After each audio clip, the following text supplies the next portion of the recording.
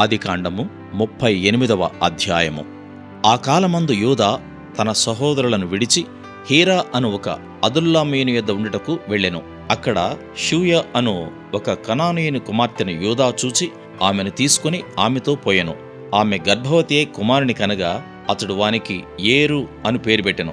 ఆమె మరలా గర్భవతి అయి కుమారుని కని వానికి ఓనాను అను పేరు పెట్టెను. ఆమె మరలా గర్భవతి అయి కుమారుని కని వానికి షేలా అను పేరు పెట్టెను.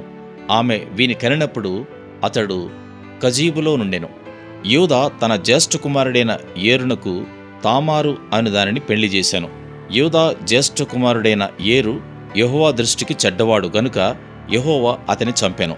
అప్పుడు యూదా ఓనానుతో, నీ అన్న భార్య యొద్దకు వెళ్ళి మరిది ధర్మం జరిగించి నీ అన్నకు సంతానము కలుగజేయమని చెప్పెను. ఓనాను ఆ సంతానము తనది కానేరదని ఎరిగి ఆమెతో పోయినప్పుడు తన అన్నకు సంతానము కలుగజేయకుండానట్లు తన రేతస్సును నేలను విడిచెను. అతడు చేసినది యెహోవా దృష్టికి చెడ్డది గనుక ఆయన అతని కూడా చంపెను.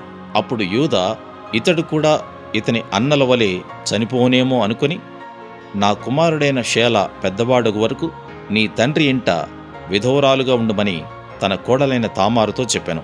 కాబట్టి తామారు వెళ్ళి తన తండ్రి ఇంట నివసించెను. చాలా దినములైన తర్వాత షూయా కుమార్తె అయిన యూదా భార్య చనిపోయెను.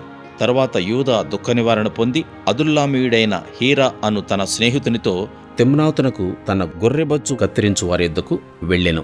దాని మామ తన గొర్రెల బొచ్చు కత్తిరించుటకు తిమ్నాతునకు వెళ్ళుచున్నాడని తామారునకు తెలుపబడెను.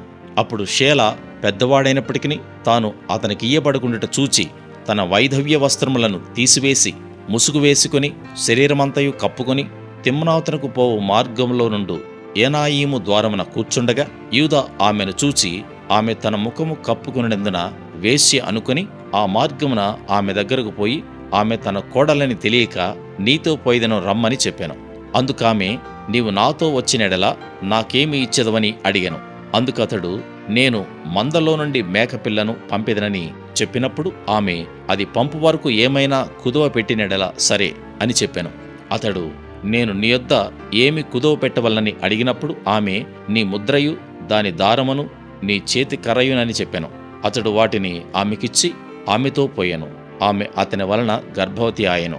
అప్పుడు ఆమె లేచిపోయి తన ముసుగు తీసివేసి తన వైధవ్య వస్త్రములను వేసుకొనెను. తరువాత యూదా ఆ స్త్రీ యొద్ద నుండి ఆ కుదువను పుచ్చుకొనుటకు తన స్నేహితుడగు అదుల్లామీయుని చేత మేకపిల్లను పంపినప్పుడు ఆమె అతనికి కనబడలేదు. కాబట్టి అతడు మార్గమందు ఏనాయీమునొద్ద నుండిన ఆ వేశ్య ఎక్కడున్నదని ఆ చోటి మనుషులను అడుగగా వారు, ఇక్కడ వేశ్య యవతయు లేదని చెప్పిరి. కాబట్టి అతడు యూదా యొద్దకు తిరిగి వెళ్ళి, ఆమె నాకు కనబడలేదు, మరియు ఆ చోటి మనుషులు ఇక్కడికి వేశ్య యవతయు రాలేదని చెప్పిరని అనినప్పుడు యూదా, మనలను అపహాస్యము చేసేదరేమో, ఆమె వాటిని ఉంచుకొననిమ్ము.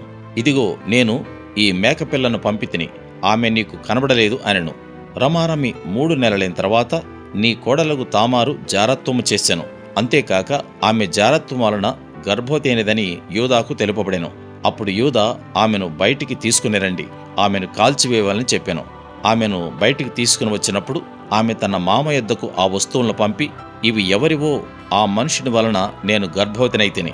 ఈ ముద్ర, ఈ దారము, ఈ కర్ర ఎవరివో దయచేసి గుర్తుపట్టుమని చెప్పించెను.